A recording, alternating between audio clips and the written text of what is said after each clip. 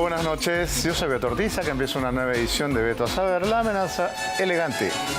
Y hoy vamos a empezar el programa con las declaraciones del primer ministro Gustavo Adrianzen, que nos ha asegurado a todos los peruanos que la intensa, implacable cacería contra Vladimir Cerrón no cesará ni un segundo.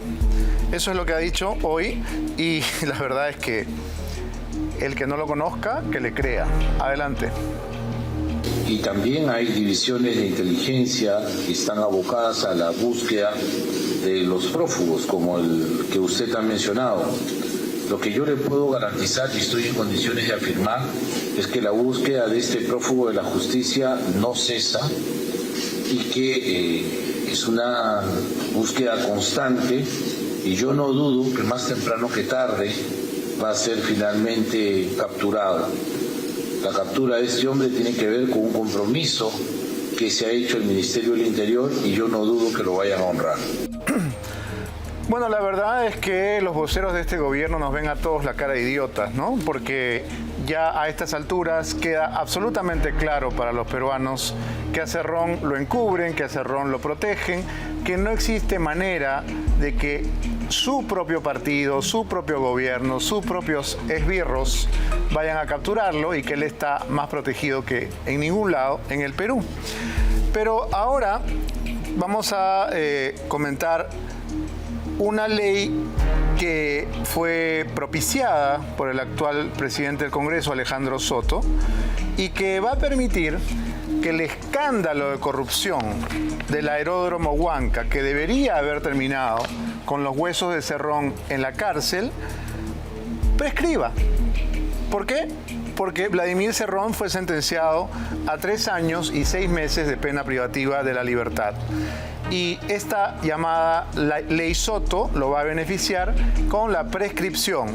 ¿Por qué? Porque la norma va a permitir que el caso prescriba mañana. Es decir, desde mañana él podría sentirse libre de polvo y paja en lo que a este escándalo se refiere. La ley modificaba la suspensión del plazo de prescripción, que era de 10 años desde la comisión del delito. Y los hechos que se le imputan ocurrieron en junio de 2014.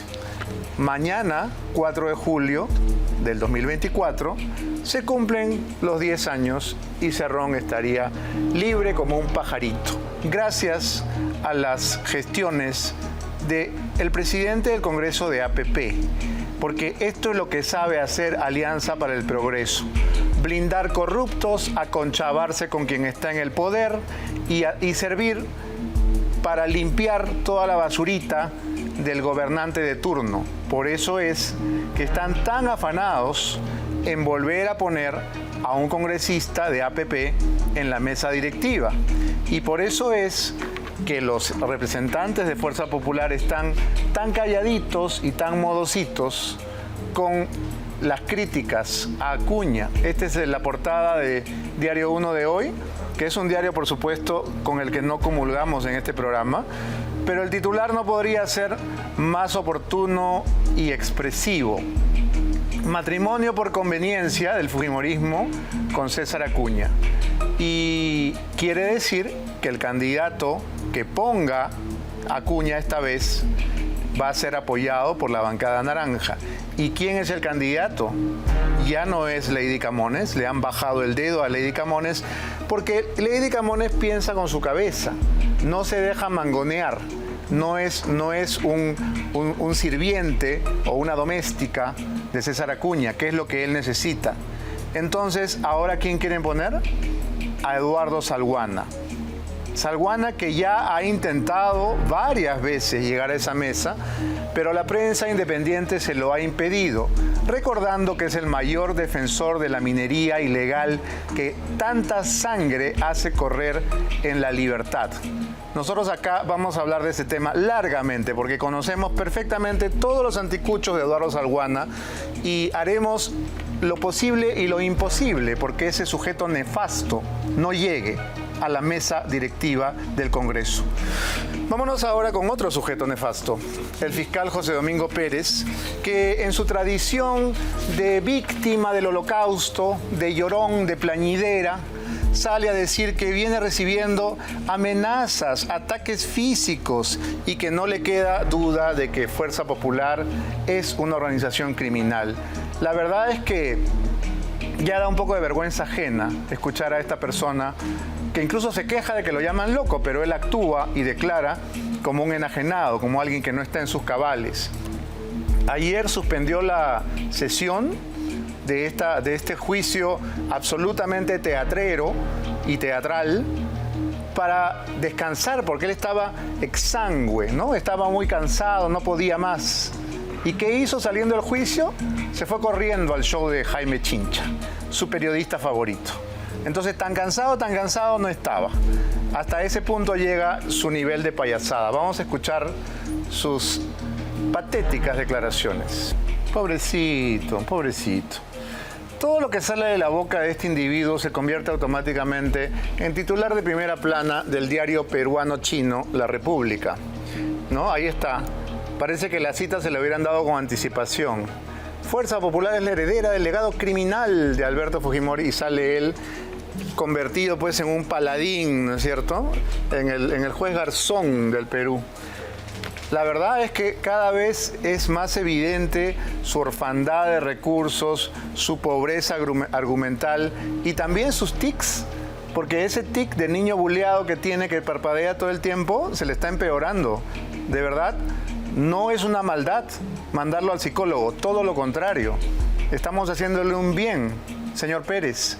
Vaya usted al psicólogo, vaya a hacerse masajes, reiki, vaya a hacerse acupuntura, masaje de tejido profundo, que le alineen las chakras, ¿no? Que le pongan cristales, cuarzos, yoga, porque algo tiene desequilibrado, algo que no le funciona bien. Mírese, cuando vaya a una entrevista, llegue a su casa y mírese, vaya a YouTube y mírese. Y de verdad da un poco de lástima, un poco de penita. Vea cómo parpadea. ¿Por qué parpadea? Nadie lo va a lapear, nadie lo va a cachetear. Deje el ojo abierto. La señora Dina Boluarte asegura que al Perú le falta unidad y amor a la patria. ¿Qué tal, ostra? Uno tiene que sentirse chico ante otros países porque tenemos la riqueza mineral, pesquera, agrícola que otros países ya quisieran tener. Lo que nos falta es unidad, amar a la patria como se debe, amarla y respetarla y buscar su desarrollo. Ojalá que este convenio que hoy se firma para la construcción de estos hospitales de alta complejidad en Ancash y en Piura, la prensa nos ayude a repetirla las 24 horas, así como hacen con las noticias tendenciosas. Repita esto en sus cámaras o en sus micrófonos. Y estoy convencida que más peruanas y peruanos podrán enterarse de las cosas buenas que este gobierno está haciendo. Bueno, de verdad que no nos sorprende que la señora Boluarte se sienta empequeñecida frente a los otros países y frente a los gobernantes de otros países. Creo que es una autocrítica lo que está haciendo. Claro que sí. Las personas que llegan al gobierno en otros países, pues por lo menos llegan con cierta preparación, con cierto lustre, con cierta ilustración. Usted, señora, llegó por accidente y no estaba preparada. Y cada vez que abre la boca nos lo recuerda. Pero es de verdad una muestra de muy poca vergüenza querer echarnos la culpa a los peruanos de que tenemos muy poco amor a la patria, ¿no? Y que qué envidia le dan a ella a otros países. Bueno, aquí no estamos ante un problema de falta de patriotismo, estamos ante un problema de falta de honestidad y falta de preparación. Características de su gobierno, de su partido y de su grupo de gente, señora Boluarte. Así que de verdad, con todo cariño, si usted quiere criticar, comience por casa. Vamos ahora a escuchar a la congresista Ruth Luques, que se lamenta de la inconcurrencia del ministro de Educación, Morgan Quero, por tercera vez tras haber sido citado al Congreso por el escándalo de el ultraje masivo, sistemático a las niñas aguajún. No pueden hablar del tema porque no tienen la menor idea y porque no se han tomado la molestia siquiera de ir a la zona para ver qué está pasando. Concurrencia del ministro de Educación hoy en la Comisión de Educación, que es la tercera comisión ordinaria que ha sido citada. Yo quiero mostrar aquí la moción de censura. Nosotros hemos recabado más de 20 firmas. Hemos conversado absolutamente con todas las bancadas. O sea, hay un rechazo y un compartir conjunto al margen de nuestras posiciones políticas. La situación sigue siendo grave, sumada a la violencia sexual, sumado al VIH-Sida, y además ha habido una omisión reiterada de no venir y no dar la cara, y que el ministro de Educación y la ministra de Mujer asuman una responsabilidad política frente a la situación. Bien, de acuerdo con la señora Luque, porque es una cobardía doble que el ministro de Educación, que además, no nos olvidemos, llegó a ese puesto después de haber participado en una sucia conspiración para traerse abajo al premier Otárola, con quien no estamos de acuerdo, por supuesto, pero el complot que se fraguó para traerse abajo Otárola fue protagonizado por ese señor que recibió como premio, como pago, como contraprestación, el Ministerio de Educación. Pero ahora, cuando se viola masiva y sistemáticamente a las niñas de comunidades nativas de nuestra Amazonía, el señor no tiene tiempo, no tiene ganas, le da flojera y no va, no se hace presente. El Estado está absolutamente ausente, incluso en situaciones de emergencia lacerante, como es la violación de cientos de niñas aguajún que no tienen la protección de nadie, porque el Perú es tierra de nadie. Esta noche nosotros vamos a presentar un informe de verdad realmente escalofriante, porque hemos sabido por los noticieros de la magnitud de la violencia contra las niñas en las comunidades aguajún de Condorcanqui. Hemos visto reportajes sin duda. Y lo que no hemos visto es un solo representante del Estado que viaje a la zona, que se interese, que se conduela. Y de verdad creo que va a ser una buena oportunidad para que todos estos burócratas que están criando panza en el Ministerio de la Mujer, en el Ministerio de Inclusión, en el Ministerio de Salud, en el Ministerio de Educación, que deberían estar en la zona de catástrofe, porque esto es una catástrofe. 500 niñas aguajún violadas, amparadas en una ley comunal que permite el incesto y las violaciones de menores. Esto es una ley de los aguajún. Y entonces sale el ministro y dice, lo que pasa es que son diferencias culturales. Hay que respetar, muy antropólogo el señor Quero, respeta las diferencias culturales y se amparan en este código de la comunidad que legisla sobre incesto y violaciones a menores. Tienen su ley. Entonces el Perú no existe, el Estado no existe y ellos se rigen por esta ley. Vamos a escuchar nuevamente las lamentables declaraciones del señor Quero.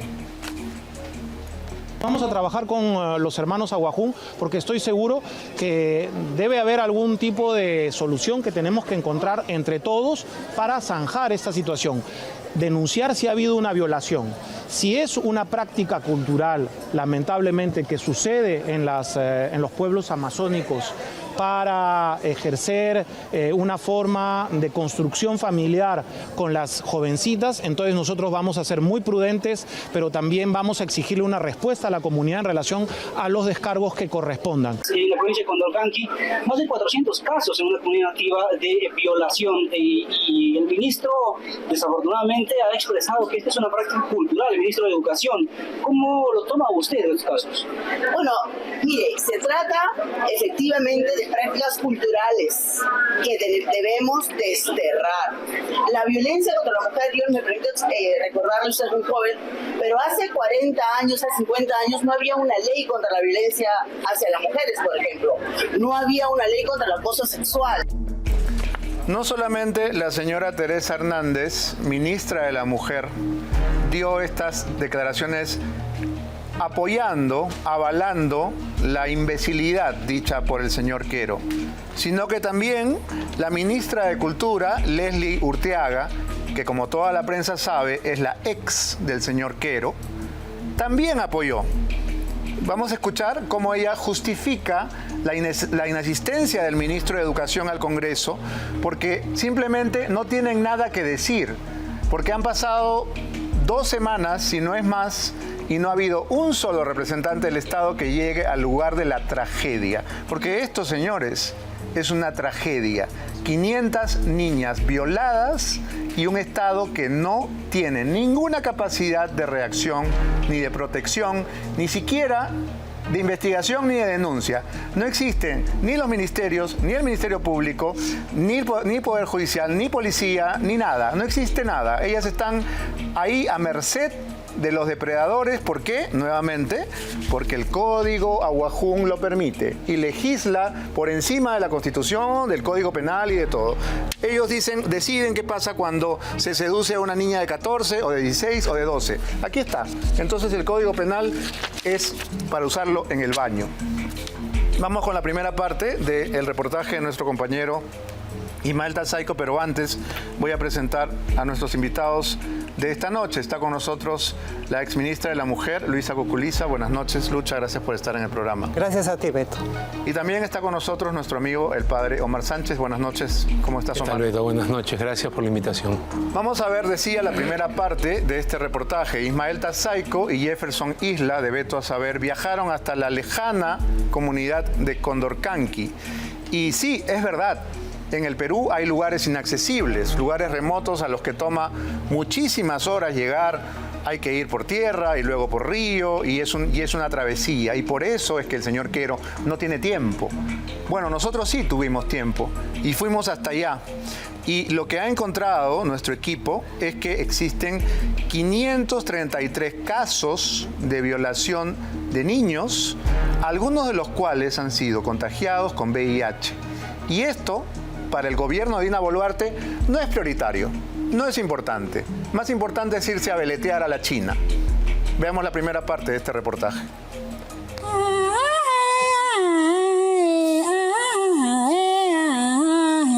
Por aquí no terminan de saber qué duele más, que las hayan violentado sexualmente o la indiferencia de aquellas autoridades que se supone deberían protegerlas.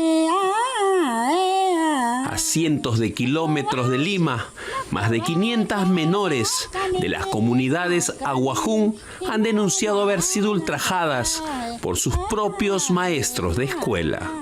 ¿Y la escuela, por ejemplo, tiene psicólogo, no? No tenemos. No. Sería bueno, ¿no? Nosotros acá somos todos, somos doctor, somos párrocos, somos psicólogos, somos todos acá.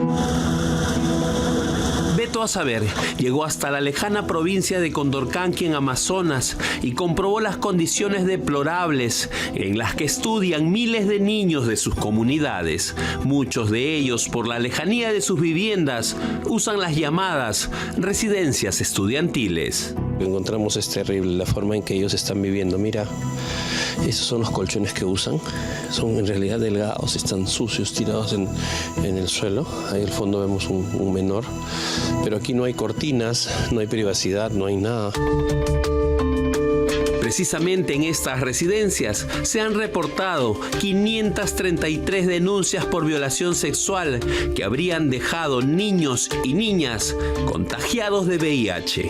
Si es una práctica cultural, lamentablemente, que sucede en los pueblos amazónicos para ejercer una forma de construcción familiar con las jovencitas, entonces nosotros vamos a ser muy prudentes. Estas lamentables declaraciones del propio ministro de Educación nos llevaron hasta esta zona del país. ¿Podemos considerar un delito como una práctica cultural? En estas alejadas comunidades casi no existe presencia del Estado. Ausente están la policía, fiscalía y el poder judicial. Aquí no hay código civil ni penal que valgan. Cuando quieren, se rigen con reglamentos internos como este que presentamos en exclusiva. Artículo 102. La seducción a mayores de 16, maltrato o lesiones, se le impondrá una sanción de 1 mes de calabozo o trabajo comunal equivalente y una multa de 500 nuevos soles a favor del agraviado. Por primera vez, el rostro de los docentes denunciados por violencia sexual contra niños y niñas Aguajún. Además, lo que está sucediendo en estas comunidades del Amazonas desde el lugar de los hechos. En segundos, solo aquí, en Veto a Saber.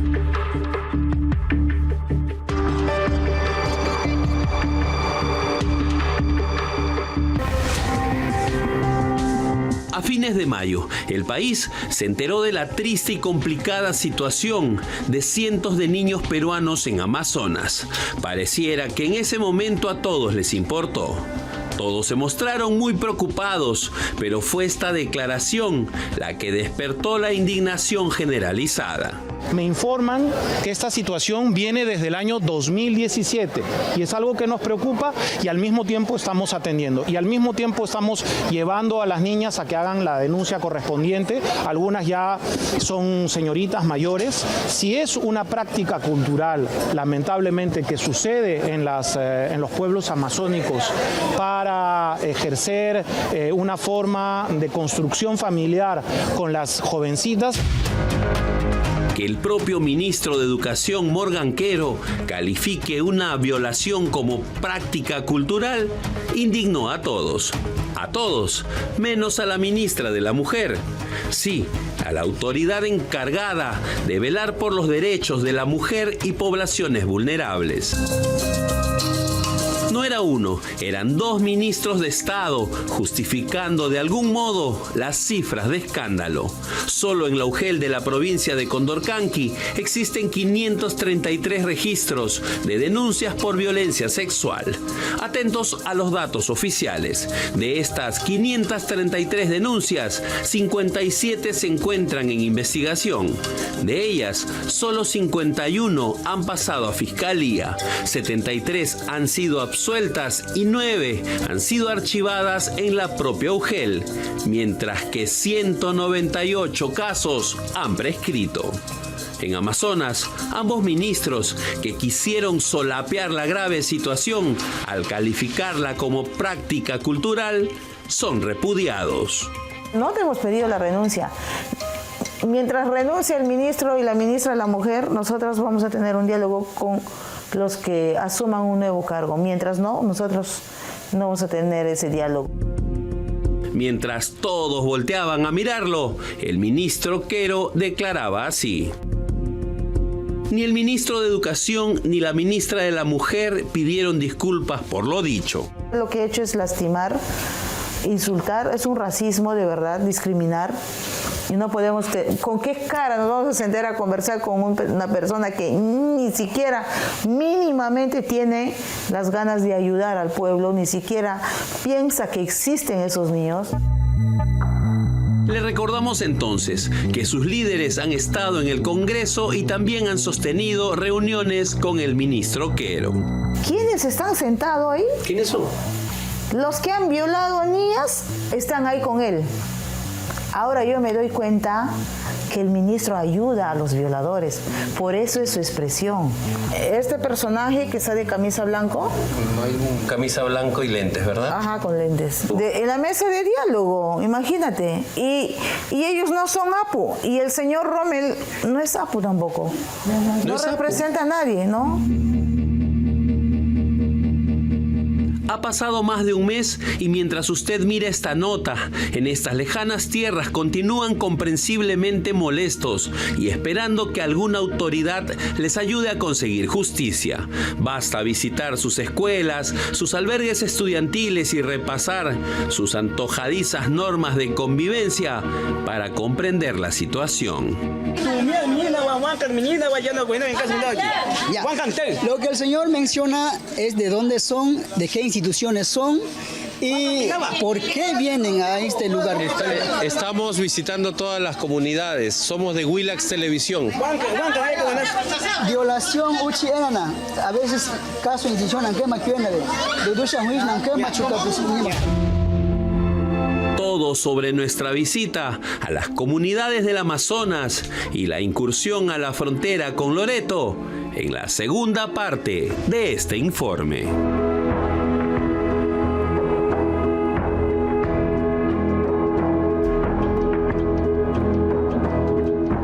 En medio de esta terrible tragedia, lo más indignante de todo es que la gravedad que el Estado le da a estos hechos es nula. Y la razón, como bien lo ha dicho el padre Omar, y vamos a conversar ahora sobre ello, es una visión racista y clasista de las personas. Porque si la décima parte, la centésima parte de este horror hubiera ocurrido aquí en Lima, en un colegio de niños bien, probablemente la ciudad estaría paralizada y estarían los ministros despedidos y los fiscales despedidos y sería un escándalo internacional. Pero como se trata de niñas aguajún, como se trata de niñas pobres, de comunidades abandonadas, a nadie le importa. Y vamos a decirlo muy claramente. A nadie le importa, ni siquiera a la propia sociedad, ni siquiera a las ONGs que se llenan la boca diciendo que defienden los derechos del niño, los derechos de la mujer. ¿Dónde están? ¿Dónde están todas esas ONGs que reciben miles y miles de dólares con el cuentazo de los derechos del niño y de la mujer? ¿Dónde están? ¿Se han pronunciado? ¿Han publicado aunque sea un comunicado en los diarios? ¿Han hecho un plantón, una vigilia? ¿Han lavado la bandera? ¿Dónde están? Padre Omar, por favor, su opinión. Mira, lo único positivo que rescato de la estupidez que han dicho estos ministros es que eso ha hecho saltar la alarma. Si ellos no hubieran dicho esta estupidez tan desastrosa, nadie se hubiera siquiera ocupado, como ustedes, de ir a este lugar a averiguar. Porque eso viene pasando hace 20 años. Eso no es de ahora. Y lo único positivo de estas palabras fuera de lugar es que nos ha hecho ponerlo sobre la palestra para dialogar, para hablar y para buscar soluciones, ¿no? Porque estaba oculto, nadie hablaba de este tema, a nadie le interesa lo que les pasa a las niñas aguajún y sin irte muy lejos, a nadie le interesa lo que le pasa a las niñas en los cerros de Lima, que está pasando exactamente lo mismo, abusos sexuales continuos. Yo pregunto lo mismo que tú, ¿dónde están todas las feministas que se llenan la boca de defensa de la mujer, las conocidas y las no conocidas? ¿Dónde están? ¿No? Y yo le pido al señor Quero y a la señora Hernández que renuncien hoy día, ni un día más, no pueden permanecer un segundo más como ministros de Estado. Es imposible, ellos han tenido que tomar acción inmediatamente y la primera acción es ir al lugar de los hechos, ir a donde pasa esto. ¿Cuánto tiempo ha pasado, Diego? ¿15 días? ¿20 días? Por lo menos. Más. ¿Y qué están esperando? ¿Van a organizar un tour? ¿Por qué se toman un mes si se trata de una emergencia? Pero además la efectividad de la justicia o la inefectividad de la justicia. ¿No? ¿Qué hace la justicia si hay casos probados de abuso sexual a menores de edad? ¿Por qué estos señores no están en la cárcel? Cárceles de madera, mal hechas, que las han roto y se han largado y hacen lo que les da la gana. Lucha, en el informe se menciona que hay una especie de reglamento que rige en la comunidad y algunos hablarán del derecho de costumbres. Este es el reglamento interno de la comunidad titulada de Chamícar Nieva, ¿no? Y dentro de este reglamento hay un capítulo dedicado a los incestos y las violaciones. Y dice, por ejemplo, artículo 99, la persona que comete incesto será sancionada según su grado de parentesco con la agraviada de esta manera. A. Padre con su hija, 30 días de calabozo y trabajo. B. Abuelo con su nieta, 30 días de calabozo y trabajo. Qué horror. ¿Qué te parece? ¿Sabes qué? Son una sarta de malnacidos. Qué desgracia tener en el país gente tan imbécil y tan mala como hay. Padre, yo no sé, en estos momentos a mí me entra una angustia, una desesperación, no solamente como mujer y madre, sino como peruana, Beto. ¿Dónde están las autoridades que no están allá? ¿Dónde está la policía? ¿Dónde está la fiscalía? Los jueces, ¿no? Para que investiguen inclusivamente a los padres de familia que aceptaban estas bestialidades. ¿No existe una fiscalía, un juzgado de familia? Nada. Beto, no es por nada, pero cuando yo trabajaba con el presidente Fujimori y sucedía una cosita así, ¿te acuerdas que se derramó el mercurio no sé por dónde? Madre de Dios. Ya, exacto. El presidente me mandó 8 días a una carpa a investigar cómo había sido y a proteger que la gente no se contagie. Solamente una persona se me murió y fue una profesora que hizo hervir el mercurio porque decía que era oro. Bueno, ¿Y ahora? En esta oportunidad podrían haber tomado un helicóptero y podría haber ido el ministro. Ministros, vayan al sitio. ¿Les tomaría qué? 2 horas. Máximo. Ya, entonces, ¿qué? Ha tomado 2 días llegar a Condorcanqui. Ya. 2 días. Imagínate tú. Entonces es una bestialidad. Le han fregado la vida de por vida a esas muchachitos. Y además uno dice, bueno, serán adolescentes. No, estamos hablando de niños desde 7 años. Ya. Las víctimas son niñas y niños entre 7 y 15 años. Ya. ¿Dónde están todos esos criminales? ¿Dónde hay un maestro preso? ¿Hay un maestro traído a Lima? ¿Cuántos maestros van a tener que venir a Lima para ser encarcelados? No hay juez, no hay policía, no hay nada. Entonces no es el Perú, pues. Ya, entonces, ¿qué cosa es, pues? Es una nación independiente. Aparte, ¿no? Bueno, Unas artes salvajes. Más del fracaso de la regionalización que no sirvió de nada, porque eso corresponde a una región y la región es la primera responsable en tomar acción sobre este tema y no ha hecho absolutamente nada tampoco. O sea, está demostrado una vez más que la regionalización no funciona, es un fracaso absoluto. Pero como tú dices, un helicóptero tiene todo lo que necesitan para poder llegar rápidamente. No solo ellos, sino la policía, el ejército, quien sea necesario para tomar acción y para ser ejecutivos. Las Fuerzas Armadas. Para otra cosa sí son ejecutivos. Pero para esto, para decir un viaje a China, pasearse por el mundo con su polera de Bart Simpson, para eso sí son rapiditos. No, y hay que recordar, padre, Lucha, que en el año 2017 una niña, una adolescente norteamericana que pasaba una temporada en el colegio Markham fue víctima de una agresión sexual por parte de uno de sus compañeros. Y ese tema, grave por supuesto, se convirtió en titular y en noticia de semanas y semanas y semanas en el Perú. ¿Por qué? Porque era una gringuita, porque era un colegio de pitucos. Y entonces ahí sí el país se paraliza. Pero cuando se trata de 500 niños aguajún, a nadie le importa un carajo. Esa es la triste realidad. Vamos con la segunda parte del informe de Ismael Tassay. Nadie los defiende. ¿Todavía no está? Entonces, ¿qué hacemos? Nos vamos a la pausa. Hacemos una pausa y regresamos. Ay, Dios mío.